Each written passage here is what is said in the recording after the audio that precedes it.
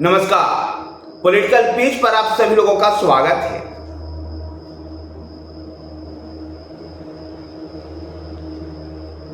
बिहार तक जो झारखंड में जिस प्रकार आरजेडी की बेइज्जती हुई है, कांग्रेस ने वही शुल्क किया जो हरियाणा में आम आदमी पार्टी के साथ और जम्मू और कश्मीर में नेशनल कॉन्फ्रेंस के साथ हुआ।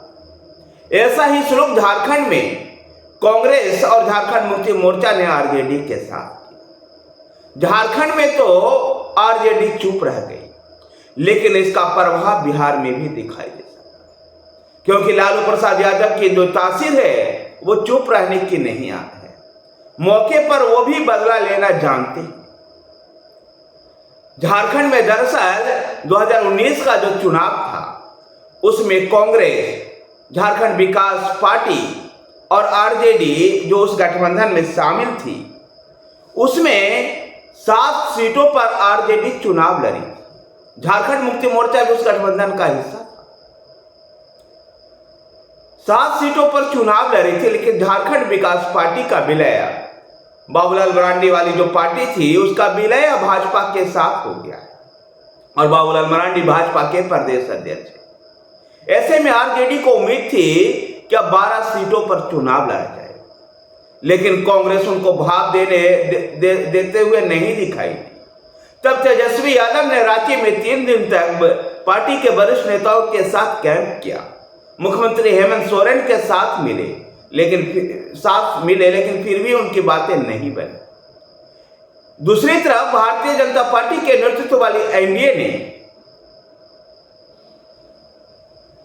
एनडीए गठबंधन की चुनौतियां बढ़ा दी है। जहां सभी 81 सीटों पर गठबंधन कर 68 सीट पर भाजपा स्वयं चुनाव लड़ेगी, जबकि 10 सीट सुदेश महतो की आजसू के लिए छोड़ी गई, जबकि 2 सीट जेडीयू के लिए और 1 सीट लोक जनशक्ति पार्टी रामविलास के लिए।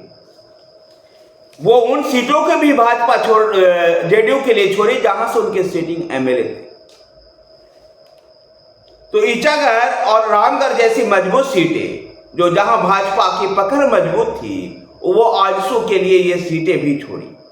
इसमें गठबंधन को कैसे बनाए रखना है, गठबंधन धर्म को निभाते हुए भाजपा ने ये सब किया, जबकि विपक्षी गठबंधन में ऐसा कुछ नहीं हो रहा।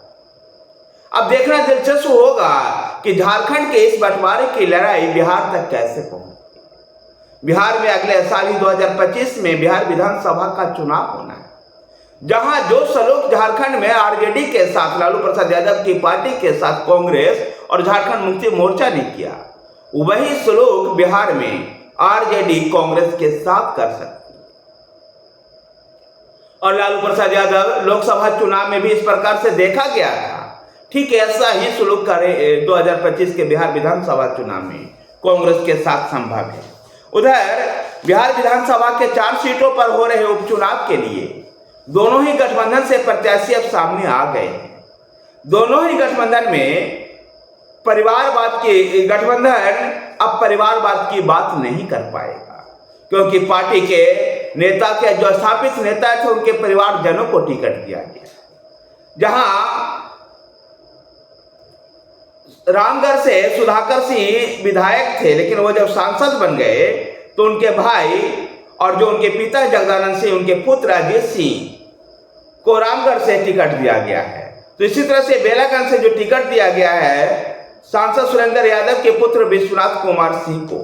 गौरतलब है बेलागंज से पहले सुरेंद्र यादव ही विधायक थे, लेकिन उनके जहानाबाद के सांसद बनने के बाद ये सीट खाली हुई। तो उधर एनडीए में भी 2 सीटों पर पार्टी के सब जनों को मौका दिया गया है।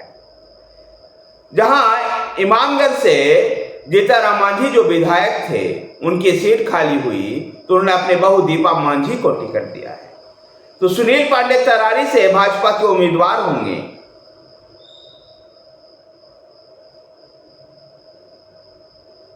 सुनील पांडे जो तरारी से कई बार विधायक रहे हैं, अब उनके पुत्र विशाल प्रशांत भाजपा के तरारी से उम्मीदवार होंगे। तो कह सकते हैं कि दोनों ही गठबंधन से परिवारवाद को बढ़ावा दिया गया है। इसलिए इस उपचुनाव में, बिहार के इस उपचुनाव में कोई भी परिवारवाद की बात नहीं कर पाएगा।